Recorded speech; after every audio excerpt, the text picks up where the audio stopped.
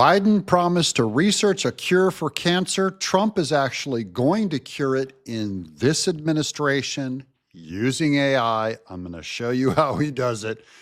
And I'll do a little tutorial at the end on using AI with you on the air. I'll show you how it all works. I just taught my mom over the phone how to do it on Grok.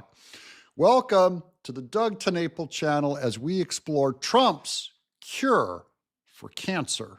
World-leading technology giants are announcing the formation of Stargate. So put that name down in your books, because I think you're going to hear a lot about it in the future. A new American company that will invest $500 billion at least in AI infrastructure in the United States and very, very quickly, moving very rapidly, creating over 100,000 American jobs almost immediately.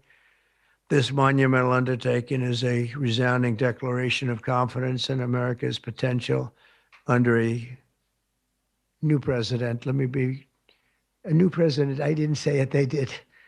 So I appreciate that, fellas. But it'll ensure the future of technology. What we want to do is we want to keep it in this country. China is a competitor and others are competitors. We want it to be in this country, and we're making it available. $500 billion to put together these facilities. Right now there's 10. They're beyond like the size of a warehouse. They're like 10 facilities the size of a parking lot. Each facility is the size of a parking lot. Okay, so this is a partnership between the head of Oracle and the Sunbank guy that we did a video on last month. They are now, he promised 100 billion, and Trump said maybe 200 billion. And he's going to announce that he's doing 500 billion in this new technology. Thank you, Mr. President. We certainly couldn't do this without you. It would simply be impossible. AI holds incredible promise for all of us, for every American. We've actually been working with OpenAI for a while and with Masa for a while.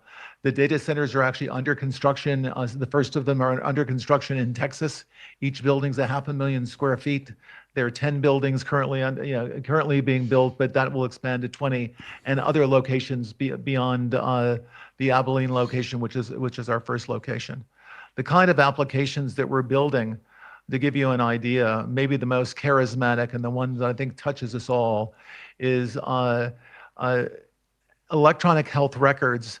Not just maintaining electronic health records, but by looking at electronic health records, understanding the condition of the doctors, better understanding the condition of their patients, and being able to provide healthcare plans that are much better than they otherwise would be. Now, I'm going to give you an example of this, ways that they're already using AI. AI can look at breast cancer x-rays, and it'll look at your breast cancer x-ray, and it can compare it with every other breast cancer x-ray in a moment like that. And then it knows what a breast cancer diagnosis looks like, what to look for, those markers, and it can tell if your x-ray has it. So it's better at reading x-rays, looking for hairline fractures than any one person can do. So this is going to radically change medicine, but in more ways than you think, because a cure for cancer is coming. All right, hold on to your hats. Here we go.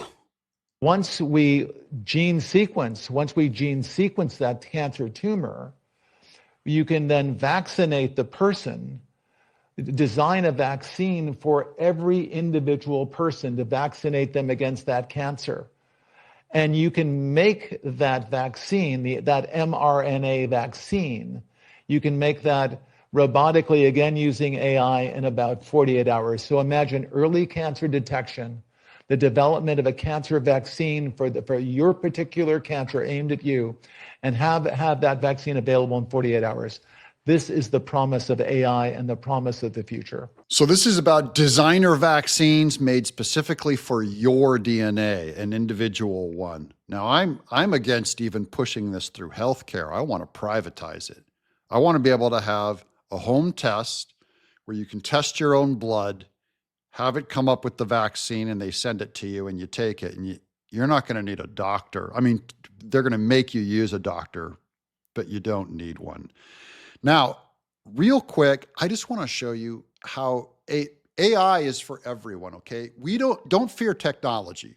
All right? Technology is just a neutral thing. A gun is a neutral thing, an automobile is a neutral thing, an iPhone is a neutral thing. The manufacturing and factories and assembly lines are a neutral thing. Now, in the hands of good men, they do good, powerful good with it. And in the hands of bad men, they do incredible evil. And most men are fallen and bad. So in general, you want to be skeptical of all this stuff. I want to show you a very useful tool. This is Elon Musk's Grok. And I taught my 81-year-old mother how to do it. And all you got to do, we're going to do it right now. I can access Grok right here in Twitter, but some of you don't use X or Twitter. So I'm going to show you how to do it. I'm just going to type in the top up here in my computer the words Grok, Grok.com. Grok.com. The moment I arrive, I don't have to sign in. This is a sign in up here, right here.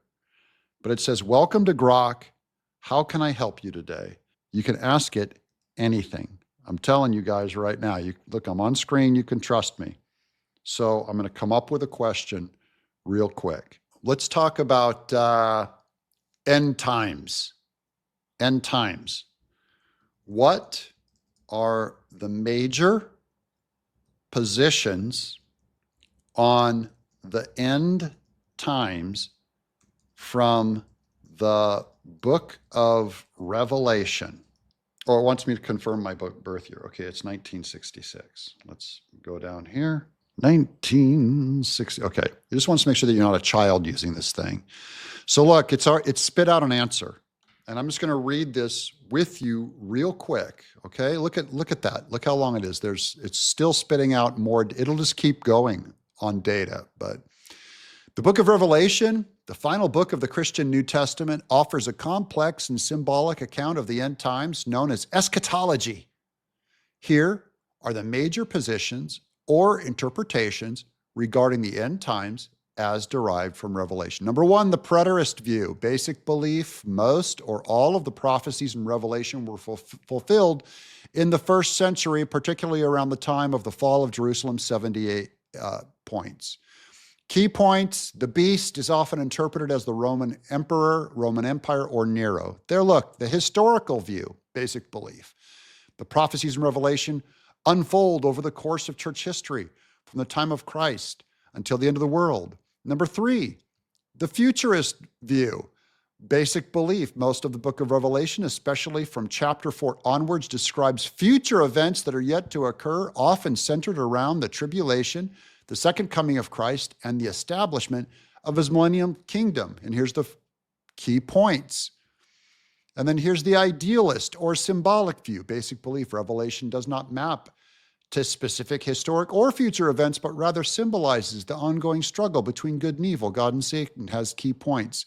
Common elements across all views, the second coming of Christ, all of them believe, judgment, and a new heaven and new earth. And there's a summary down here below. That's just one example. How about this? Oh, let me go up top to a new conversation. Let me do there's the new button. New button.